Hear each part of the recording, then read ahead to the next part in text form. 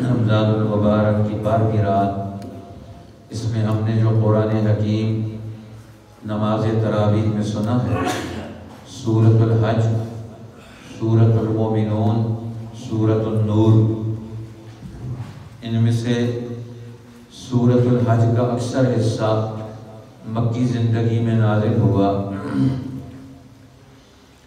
اور سورۃ المومنون یہ بھی مکہ مکرمہ میں نازل ہوئی، مکی صورت ہے، اور سورۃ النور یہ سورت مدینہ طیبہ میں نازل ہوئی، یہ مدنی صورت ہے۔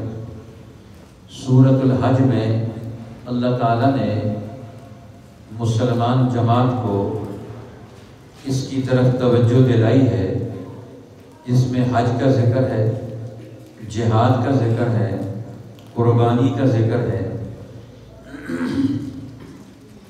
اور اس سے ایک بین الاقوامی عبادات کا، انسانوں کی تربیت کا ایسا مرکز پیدا ہو جس میں انسانوں کو اصل تعلیم دی جائے، صحیح تعلیم دی جائے، کیونکہ ہر دور کے لوگ اپنے مفادات کی وجہ سے نام دین کا لیتے ہیں اور اپنے طے کردہ تعلیمات کو، اپنا پروگرام، اپنے احکامات کو دین بنا کر پیش کرتے ہیں۔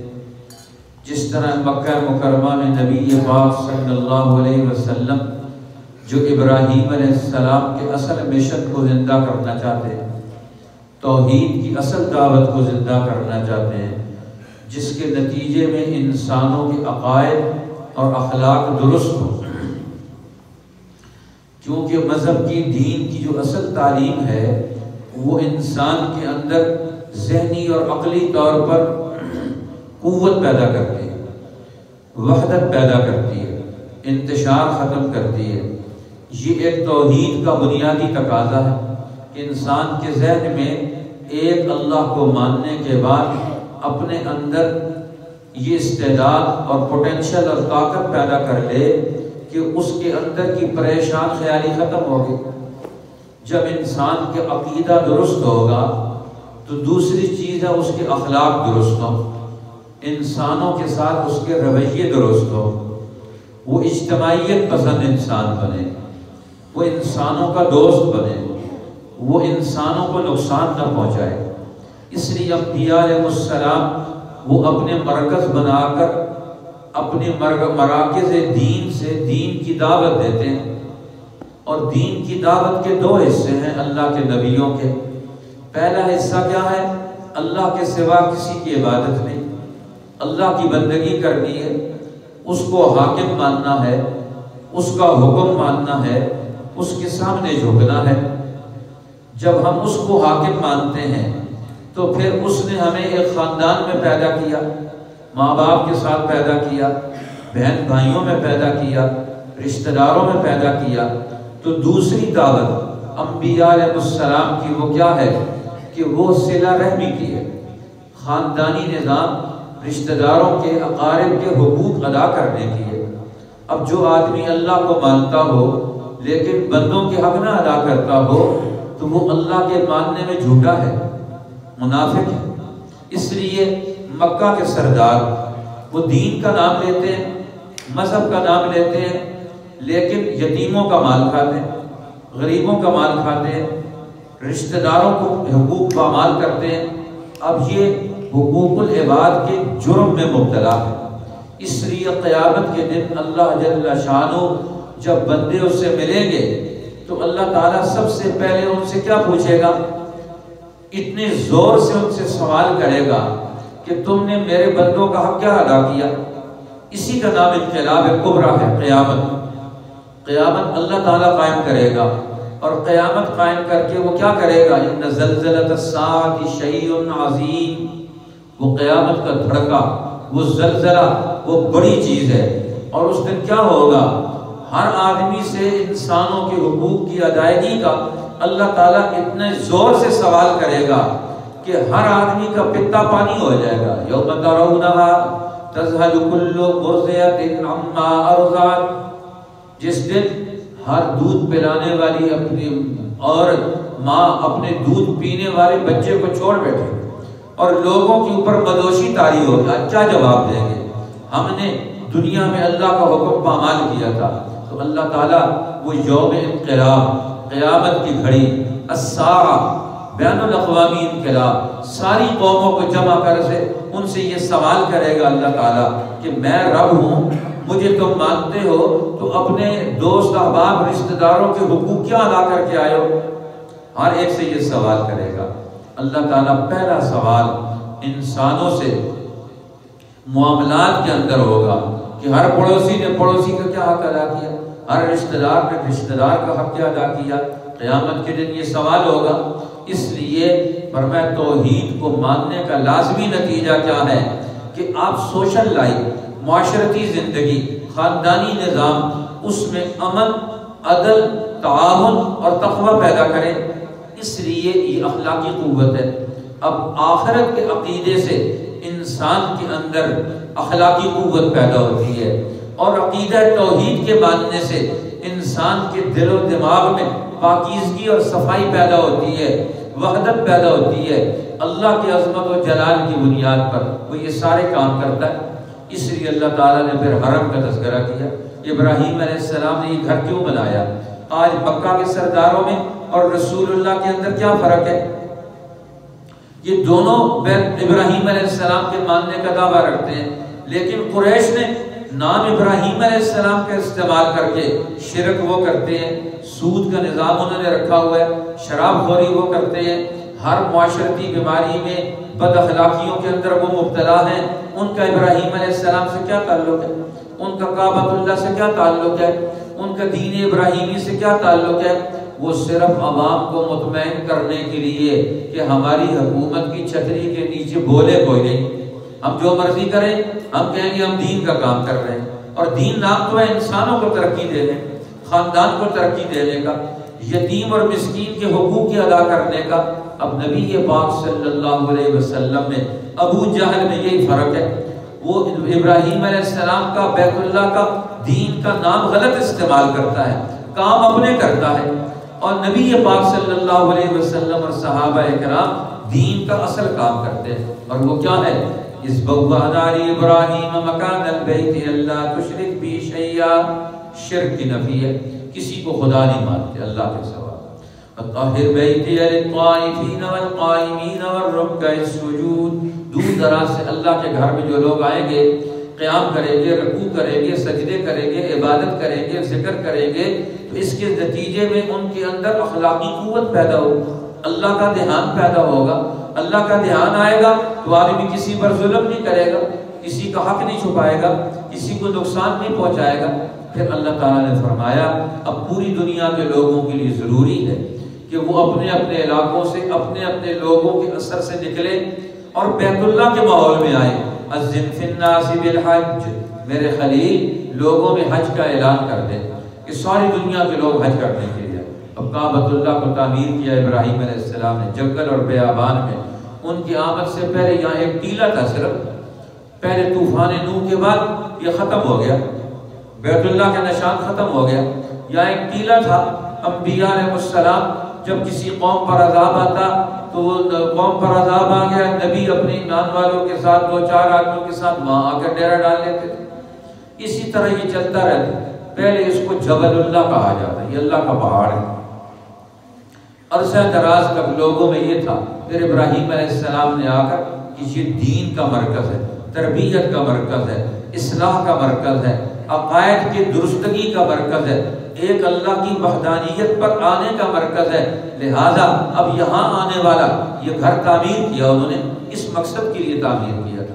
تو اب ابو جہل کا مقصد اور کعبہ کا مقصد اور، اب یہ دونوں ایک دوسرے کے ساتھ نہیں مل سکتے، لیکن محمد رسول اللہ کا مقصد اور ابراہیم علیہ السلام کا جو تعمیر کعبہ کا مقصد ہے وہ دونوں ایک ہیں، لہذا یہ اصل نمائندے ہیں۔ اب ان کی محنت سے جو لوگ پیدا ہوئے وہ کسی کا مال نہیں کھاتے، رسول اللہ کی تربیت سے جو جماعت پیدا ہوئی وہ اللہ کو مانتے ہیں، عبادت اللہ کی کرتے ہیں، سجدے اس کے لیے کرتے ہیں، لیکن دوسری طرف کسی کا مال نہیں کھاتے، کسی کا حق نہیں دباتے، کسی کو نقصان نہیں پہنچاتے، ہر ایک کا حق ادا کرتے ہیں، ہر ایک کا مسئلہ حل کرتے ہیں۔ ہر ایک کی پریشانی دور کرتے ہیں. یہ جماعت کھڑی کر دی رسول اللہ نے، اس لیے فرمایا وَلْيَطَّوَّفُوا بِالْبَيْتِ الْعَتِيقِ. چاہیے کہ لوگ اس اصلی گھر میں آئیں، پرانے گھر میں آئیں، اس اصلی تعلیمات کو لے کر زندہ کریں. اب نبی پاک صلی اللہ علیہ وسلم نے قربانیاں دے کر، اب حج میں بھی قربانی ہے، ویسے بھی قربانی ہے، پھر جہاد کا حکم دیا انسانوں سے تکالیف دور کرنے کے لیے، ہر مصیبت دور کرنے کے لیے، انسانوں کو پریشانیوں سے نکالنے کے لیے. وَذِنَ لِلَّذِينَ يُقَاتَلُونَ بِأَنَّهُمْ ظُلِمُوا. انسانوں کو، ایمان والوں کو اس جماعت کو حکم دیا. اب ان کی اخلاقی قوت پیدا ہو گئی، علمی قوت پیدا ہو گئی، ان کے اندر ہمت جرأت پیدا ہو گئی. اب یہ سماج میں ایک سوشل قوت بن گئے، جماعت بن گئے. مدینہ میں آ کر ان کی ریاست قائم ہو گئی. اب یہ دنیا میں ہر ظلم کے خلاف اپنی ریاستی قوت سے اب اس کا دباؤ مقابلہ کر کے ظالموں کو شکست دے گے، ہر قوم کو آزادی دلائیں گے. اس لیے فرمایا جہاد کا ایک مقصد یہ بھی ہے، جہاد کے نتیجے میں دنیا میں جتنی عبادت گاہوں کا غلط استعمال ہے، اللہ تعالیٰ ساری عبادت گاہوں کا غلط استعمال، وہاں سے اصل مشن دین کا زندہ ہوگا. فرمایا لولا دفع اللہ الناس بعضهم ببعض. اگر اللہ تعالیٰ ایک دوسرے کے ٹکراؤ سے لوگوں کو یہ ٹکراؤ پیدا نہ ہوتا تو کیا ہوتا؟ لہدمت صوامع. یہ صومع عبادت گاہیں یہ گر جاتی. وبیع. اب یہ یہودیوں کی عبادت گاہ، دیگر مذاہب والوں کی عبادت گاہیں، وصلوات و مساجد اور مسجدیں، یہ عبادت گاہوں پر ظالموں نے، متکبروں نے قبضہ کر کے اپنی عبادت، اپنا دین، اپنے اعمال، دین کے نام پر اپنے آرڈر جاری کیے ہوئے، قوم کو جاہل بنا کر فرسودہ رسمیں جاری کر کے، ذہن پست کر کے ان کو غلام بنا کے رکھتے ہیں. ہمارے سامنے بولنا نہیں ہے، جو ہم قانون پاس کر دیں، جو ہم ظلم کریں، جو ہم طے کریں تو ہمیں ماننا چاہیے. اس لیے حدیث پاک میں آتا ہے نبی پاک صلی اللہ علیہ وسلم ایک دفعہ کعبۃ اللہ میں بیٹھے ہوئے نماز پڑھ رہے تھے کہ ایک نوبارد آیا مکہ میں. تو اب اس نے آ کر حضور علیہ السلام کے پاس آ کر شکایت کی کہ ابو جہل نے میرے ساتھ زیادتی کی. اب مسئلہ کیا تھا؟ مکہ کی مارکیٹ پر ابو جہل نے ہولڈ کر لیا تھا اپنی پارٹی بنا کر، گروپ بنا کر. وہ جو چاہتا وہ کرتا، کسی کا نقصان ہوتا ہے تو کوئی پرواہ نہیں. اب جو آدمی آیا، ابو جہل کے کارندے پہنچ گئے، ابو جہل پہنچ گیا، یہ مال مجھے دے دو. وہ کہتا قیمت دو تو لے لو. اب وہ قیمت دیتا نہیں ہے، زبردستی لیتا ہے، اور زبردستی کرنے کا طریقہ واردات ان کا اور وہ کیا ہے؟ وہ کہتا ہے کہ اچھا تم اس کی 500 کی قیمت ہے، اسے کہتا ہے 100 روپے لے لو. اب 100 روپے لگا کر ابو جہل چلا گیا. اب مارکیٹ کے اندر، کیونکہ مکہ مکرمہ بین الاقوامی مارکیٹ تھی، پوری دنیا سے لوگ آتے تھے وہاں. حج کے موقع پر موسم حج میں بین الاقوامی تجارت کے میلے لگتے تھے. 30 میل لمبے بازار لگتے تھے. 30 میل لمبے بازار. 30 میل کتنے ہوتے ہیں؟ یہاں سے پنڈی تک کا بازار. آپ اندازہ لگائیں کتنے بڑے بڑے بازار لگتے تھے. اب ایک آدمی مال لے کر آیا، ابو جہل نے اس کی قیمت لگا دی آدھے سے بھی کم، اس سے بھی کم لگا دی. اب جو آدمی آتا ہے مال خریدنے کے لیے تو ابو جہل کے لوگ پروپیگنڈا کر رہے ہیں، اس کی پارٹی کے لوگ وہاں کھڑے کہتے ہیں اس وادی کا سردار ابو جہل وہ اس کی اتنی قیمت لگا کے گیا، لہذا اب وہ آدمی وہاں سے کھسک جاتا ہے. ابو جہل نے اتنی قیمت لگائی ہے، میں نے زیادہ قیمت لگائی، اس کا مطلب میری اس کے ساتھ جنگ ہو گئی. اب قیمت نہیں لگاتی. وہ کہتا ہے میں پیسے لگا کر آیا، 500 کا اونٹ خرید کر لے کر آیا. ابو جہل کہتا ہے میں 100 میں خریدوں گا. اب تو مکہ کی مارکیٹ میرے لیے بند ہو گئی. میں تو میلوں سفر طے کر کے آیا، پیسے لگا کر آیا، اب مکہ کی مارکیٹ میں مال نہیں بیچ سکتا. اس ایک وجہ سے وہ ہر سردار کا دروازہ کھٹکھٹاتا ہے. وہ کہتے ہیں نہ بھائی ابو جہل کا مقابلے میں ہم نہیں جا سکتے، وہ تو مکہ کا سردار ہے، وہ تو وڈیرا ہے، وہ تو بڑا ہے، وہ تو مافیا ہے، وہ تو طاقت ہے، وہ تو ڈان ہے، وہ تو طاقتور ہے، ہم اس کا مقابلہ کیسے کریں؟ ہر ایک نے جواب دے دیا ہم تمہارا ساتھ نہیں دے سکتے. سب آخر میں کسی نے کہا تم محمد صلی اللہ علیہ وسلم کے پاس چلے. حالانکہ اللہ کے پیغمبر ابھی تو صرف نوجوان تھے، نبوت نہیں آئے تھے. اس دور میں یہ حال تھا. اللہ کے پیغمبر ہمت جرأت اتنی تھی، فرمایا ہم نے 500 کی تیری خرید ہے، ہم نے 600 میں تیرا اونٹ خرید لیا. اللہ کے پیغمبر نے اس اونٹ کی بولی دے کر مکہ کی مارکیٹ سے ابو جہل کی مناپلی توڑ دی. اب اس کو دوبارہ ضرورت نہیں ہوتی جا کر کسی کو کہے. اسے پتا ہے کہ میں اگر یہ قیمت لگاؤں گا تو محمد صلی اللہ علیہ وسلم جا کر اس کی اصلی قیمت پر اس کا حق کا دفاع کر کے چیز خریدیں گے. اب یہ اللہ کے ماننے والے، دین کے ماننے والے لوگوں کو لوٹتے نہیں ہیں. وہ اس طرح کی تجارت نہیں کرتے ابو جہل والی لوٹ مار کر. لوگوں کی چیزیں فوراً بڑھا دو اور اصلی قیمت نہ دو. غریب کے پاس چیز ہے تو سستی لے لو. اب کسان کے پاس چیز ہوتی ہے تو 10 روپے کلو. جب سٹاکس کے پاس آتی ہے، بڑے طبقے کے پاس آ جاتی ہے تو 200 روپے کلو. جس نے محنت کی ہے، جس نے پانی لگایا، اس کو کچھ بھی نہیں ملتا. جس نے کچھ بھی نہیں لگایا وہ 6 مہینے لگا کر وہ تیار کرتا ہے فصل. ایسا نظام ابو جہل کا تھا کہ سارا کچھ محنت کرنے والے کو کچھ نہیں ملے گا، اور جو محنت کچھ بھی نہیں کرتا، صرف مافیا ہے، مناپلی ہے، وہ سارے پیسے کماتا ہے. امام اعظم ابو حنیفہ رحمۃ اللہ علیہ دکان پر بیٹھے ہوئے ہیں، کپڑے کے کاروبار کرتے ہیں، خز کے کپڑے کا، ریشمی کپڑے کا، سب سے اونچے کپڑے کا کاروبار کرتے تھے. ایک عورت آئی، کہنے لگی میں یہ کپڑا بیچنا چاہتا ہوں، میری ضرورت ہے. آپ نے فرمایا بتا تیرا کپڑا ہے تو کتنی قیمت لے گی؟ اس نے قیمت بتائی کہ میں یعنی 2 درہم میں 3 درہم میں بیچنا چاہتی ہوں. تو آپ نے فرمایا ٹھیک ہے، 3 درہم تو نے قیمت لگائی ہے، لیکن تیرے کپڑے کی قیمت مارکیٹ میں اس سے زیادہ ہے. تو انہوں نے کہا کہ اس کی میں تجھے 4 درہم دوں گا. وہ کہتے ٹھیک ہے 4 درہم دے دیں. وہ اس پر راضی ہو گئی.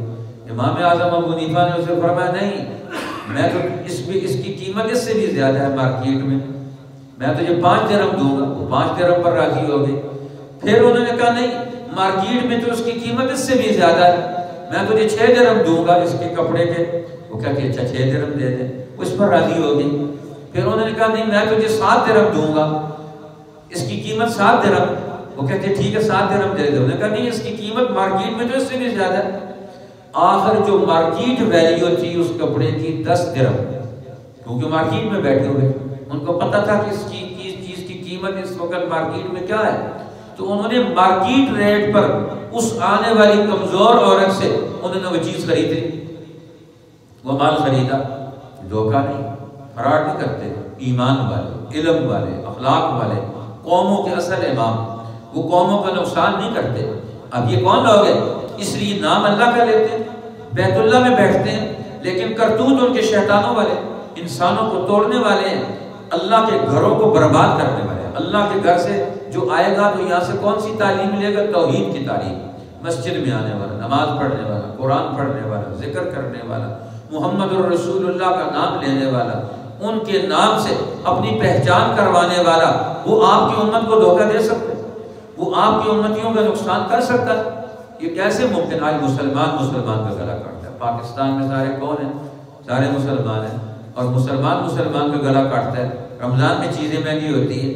اسی طرح جس کو کوئی قیمت پتہ نہ ہو اس کو وہاں دھوکہ دیا جاتا ہے، 2 نمبر کا مال بیچا جاتا ہے. اس لیے قرآن کہتا ہے یہ سارا طریقہ کار غلط ہے. اس لیے قوموں پر تباہی کیوں آئی؟ کَأَيٍّ مِّن قَرْيَةٍ أَهْلَكْنَاهَا وَهِيَ ظَالِمَةٌ فَهِيَ خَاوِيَةٌ عَلَىٰ عُرُوشِهَا. دیکھو کتنی بستیاں ہم نے تباہ کر دی، آج وہ چھتوں پر گری پڑی ہوئی.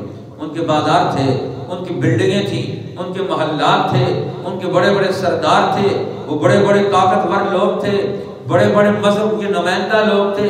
آج ان کی ساری بلڈنگیں اجڑی ہوئی پڑی ہوئی ہیں. فَهِيَ خَاوِيَةٌ عَلَىٰ عُرُوشِهَا وَبِئْرٍ مُّعَطَّلَةٍ. ان کے زرعی فارم، ان کے اجڑے ہوئے ان کے کنویں جا کر دیکھو تو صحیح، یہ عبرت کے نشان ہے. وَقَصْرٍ مَّشِيدٍ. بڑے بڑے محلات، اونچی اونچی بلڈنگیں. وہ ظالم بنے تو اللہ نے ان پر عذاب مسلط کر کے ان کو تباہ کر دیا.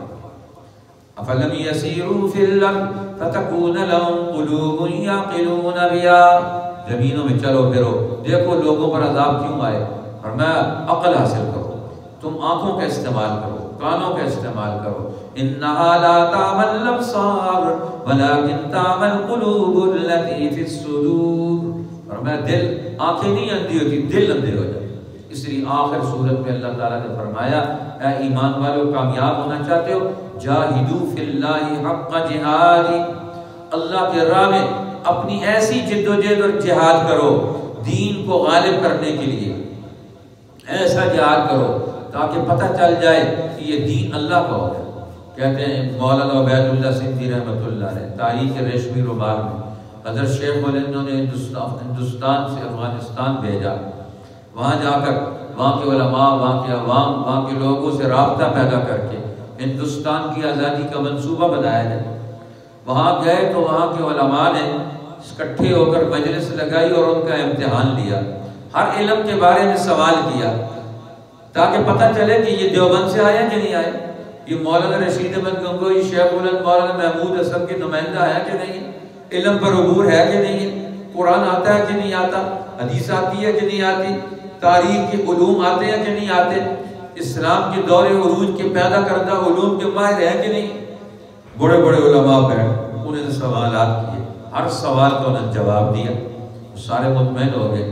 آخر میں مولانا عبید اللہ سندھی نے فرمایا ایک سوال میرا بھی ہے، اگر آپ میرے سوال کا جواب دے دیں تو مجھے بھی بڑی خوشی ہوگی، اتنے سوال تو آپ لوگوں نے کیے ہیں، اب میرے ایک سوال کا بھی جواب دے دیں۔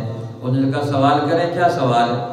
تو آپ نے فرمایا یہ قرآن کی آیت ہے، یہ وَجَاهِدُوا فِي اللَّهِ حَقَّ جِهَادِ، اللہ کی راہ میں جہاد کرو جیسے جہاد کرنے کا حق ہے۔ یہ حق کا جہاد ہی کیا چیز ہے؟ کیسے یہ حق ہوگا؟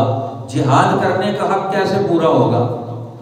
اب بڑے بڑے اہل علم تھے، اب قرآن کی اس آیت کا مفہوم انہوں نے کہا یہ واضح کر دیں، پتہ چل جائے۔ قرآن کہتا ہے، اللہ کہتے ہیں اللہ کی راہ میں ایسا جہاد کرو جیسا جہاد کرنے کا حق ہے۔ وہ حق کیا ہے جہاد کرنے کا؟ کیا کام کریں گے جہاد کا حق پورا ہو جائے گا؟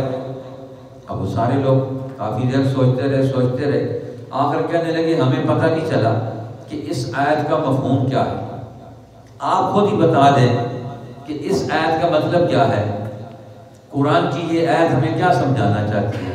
تو انہوں نے فرمایا یہ آپ لوگ خود علماء ہیں، پڑھتے رہتے ہیں، ان القرآن یفسر بعضہ بعضا، سب سے پہلے قرآن کی کسی آیت کی تفسیر قرآن کے اندر سے پوچھی جائے گی، خود قرآن اس کے بارے میں کیا کہتا ہے، پھر حدیث پاک سے پوچھی جائے گی، پھر صحابہ کرام سے پوچھی جائے گی، پھر تابعین سے پوچھی جائے گی وہ قرآن کی اس آیت کی تشریح کیا کرتے ہیں۔ تو میں تمہیں بتاتا ہوں قرآن کی اس آیت کی تشریح قرآن کی دوسری آیت سے ہوتی ہے، اور وہ دوسری آیت کون سی ہے؟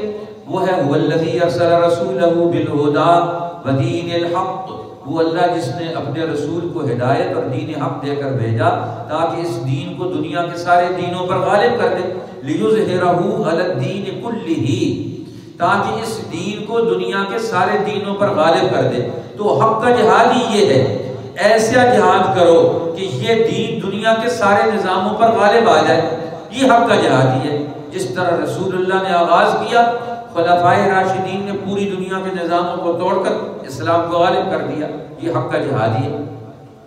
یہ سورۃ المومنون، اس میں ایمان والی جماعت کا تذکرہ، جو لوگ اپنے دل کے خیالات، اپنے دماغ کے خیالات کو مرتکز کر کے جمع کر کے ایک نقطے پر لے آتے ہیں اور پھر یقینی طور پر فیصلہ کر لیتے ہیں کہ اب ہم نے اللہ کے حکم کی بنیاد پر اپنی زندگی کی بنیاد ڈالنی ہے، اس کا نام ہے ایمان۔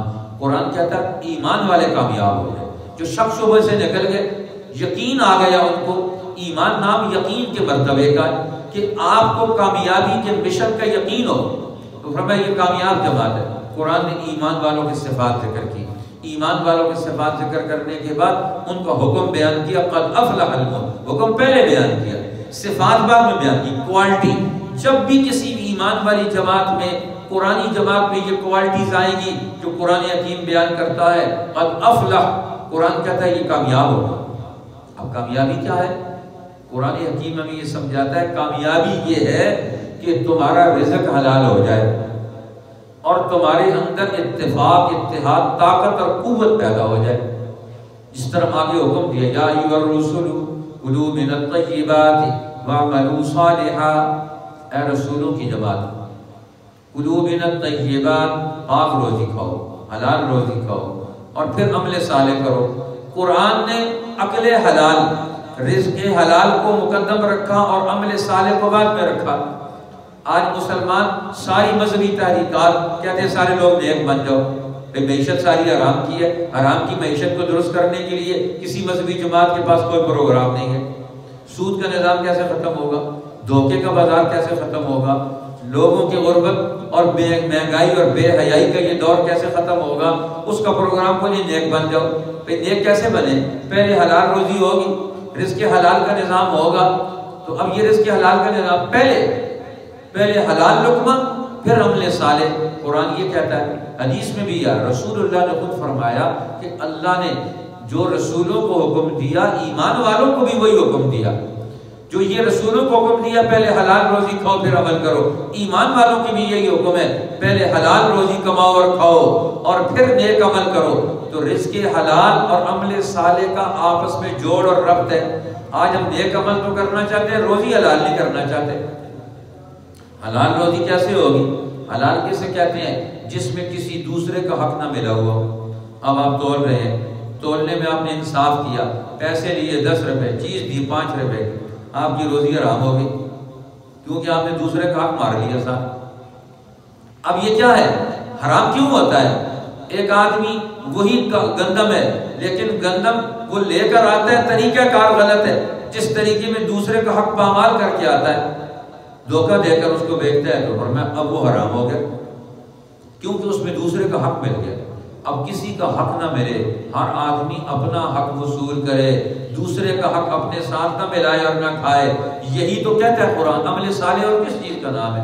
اسی کا نام ہے۔ اسی لیے اللہ تعالیٰ نے فرمایا قیامت کے دن وہاں انسانوں کے رشتے کام نہیں آئیں گے، یہ انسانیت کام ہے۔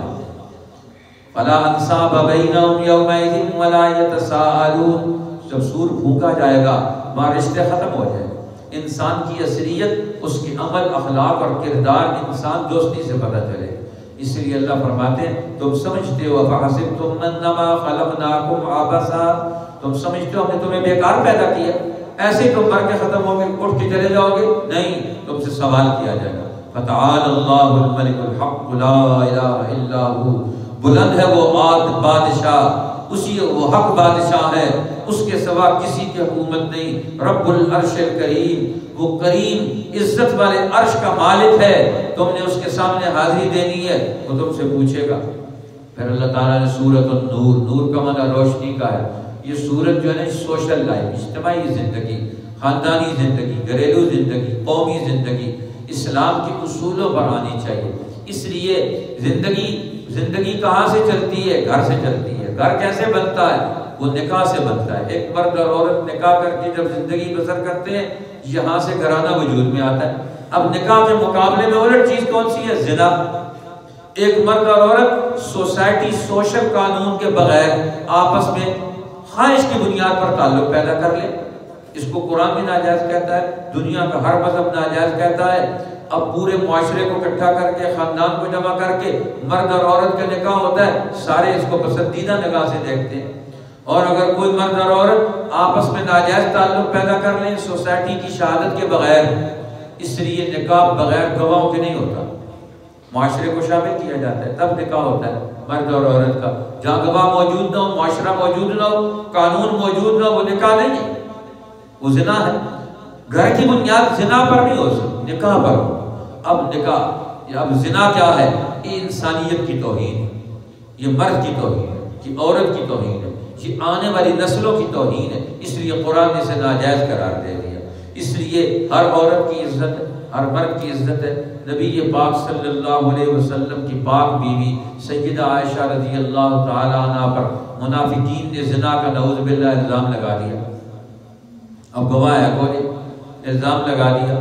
قرآن نے یہ 2 رکوع پہلے سورہ نور کے اما عائشہ رضی اللہ تعالی عنہ کی برات میں اتارے اور اصول بیان کر دیا قیامت تک کے آنے والے انسانوں کے لیے، ہر ماں، بہن، بیٹی اور ہر انسان کی عزت کے لیے۔ اب اگر کسی پر کوئی الزام لگائے گا زنا کا، 4 گواہ نہیں پیش کرے گا، اس پر حد قذف لگائی جائے گی، تہمت کی الزام کی حد لگائی جائے گی، اسے 80 کوڑے لگائے جائیں گے، اور آئندہ کسی قومی، اجتماعی، انسانی معاملے میں اس کی گواہی قبول نہیں ہوگی، وہ ناقابل اعتبار انسان قرار پائے گا۔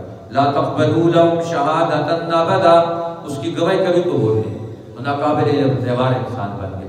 اللہ نے حضور علیہ السلام کی، حضرت ابو بکر صدیق کی بیٹی، رسول اللہ کی بیوی، ان کے حق میں یہ صفائی اور سچائی، عفت اور پاک دامنی کا یہ اعلان کر دیا۔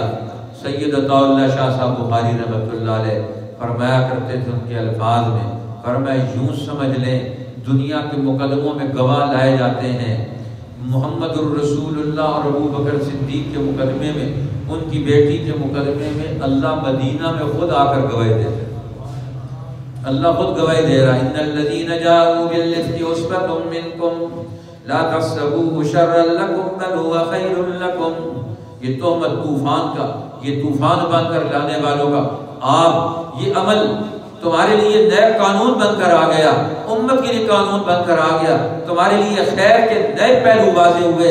اس بنیاد پر منافقین کا منہ کالا ہوا، وہ رسول اللہ پر دباؤ ڈال کر آپ کو کمزور کرنا چاہتے تھے کہ وہ معاشرے میں انصاف قائم نہ کرے، لوگوں کے حقوق کا تحفظ نہ کرے، دباؤ میں رہے، انڈر پریشر رکھنا چاہتے ہیں۔ ایسے معاملات اٹھا کر اللہ نے اپنے پیغمبر کا پریشر بھی ختم کر دیا، سوسائٹی کی تشکیل کا قانون بھی بیان کر دیا، اصول بیان کر کے پھر قیامت تک کے آنے والے گھریلو نظام کو امن تحفظ دے دیا۔ کوئی کسی کے گھر میں مداخلت نہ کرے، کسی کے گھر میں اس کی اجازت کے بغیر نہ جائے۔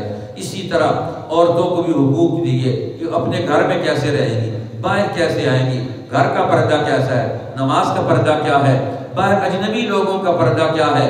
اسی طرح مرد اور عورتیں نکاح کر کے رہیں۔ پھر اعلان کیا یہ کائنات کا پورا نظام، جب تم یہ اخلاقی اور سوسائٹی کی یہ قوت پیدا کرو گے تو اللہ کا نور تمہارے اوپر برسے گا، ان گھروں پر، ان خاندانوں پر جو دنیا میں اس طریقہ کار پر زندگی بسر کریں گے۔ اللہ نور السماوات والارض، اللہ نور ہے آسمان و زمین کا، اللہ کے نور نے وہ دنیا کو جگمگا کے رکھا ہوا ہے۔ اب اسی کے نور سے تم علم حاصل کرو، اس علم سے اخلاق پیدا ہوں گے، اخلاق کا نور آئے گا، اس علم سے تمہارے اندر رویے پیدا ہوں گے، رویوں کا نور آئے گا۔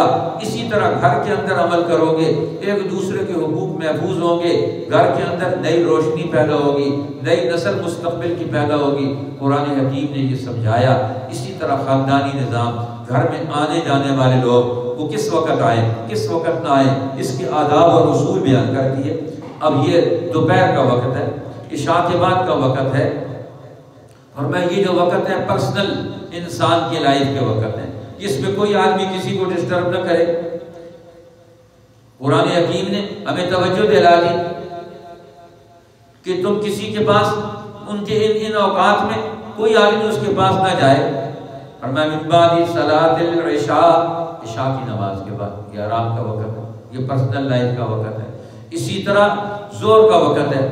اسی طرح یہ کچھ اوقات کو وہ انفرادی طور پر، اور باقی وقت وہ آپ ایک دوسرے سے مل سکتے ہیں، ملاقاتیں کر سکتے ہیں۔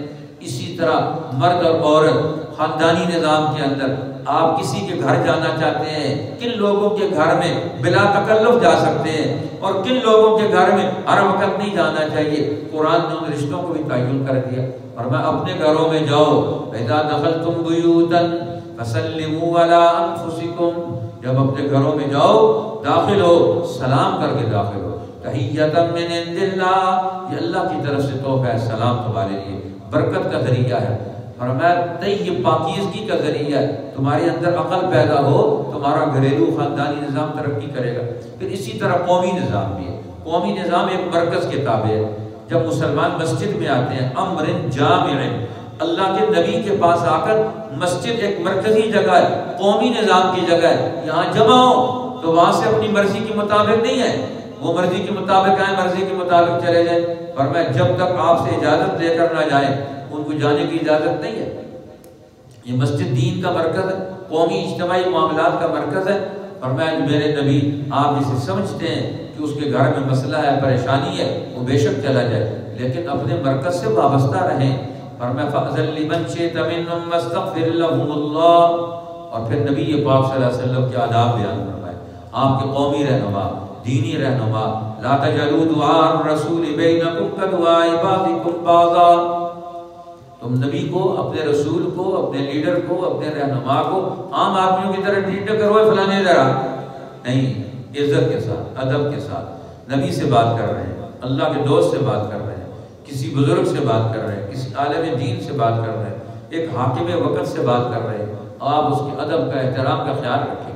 اور میں اللہ جانتا ہے قد یعلم اللہ الذین یتسللون منکم لواذا، منافق آتے تھے رسول اللہ کی مجلس میں، چپکے سے پیچھے بیٹھتے تھے، پھر رسول اللہ سے کیسا کہ چلے جاتے، اجازت نہیں مانگتے تھے. جو بغیر استاذ کی اجازت کے چلا جائے، بغیر اپنے رہنما کی اجازت کے چلا جائے، وہ اپنے مرکز سے تعلق ہی نہ رکھے، اجازت ہی نہ مانگے، قرآن کی صحت نے منع کر دی. امر جامع، دین کے قومی اجتماعی معاملات میں چلنے والے لوگ جس مرکز کو، جس استاذ کو، جس کے ساتھ انہیں رب تعلق رکھا ہے، وہاں سے اجازت لے کر کام کریں. اور میں پھر تو تمہاری کامیابی ہے.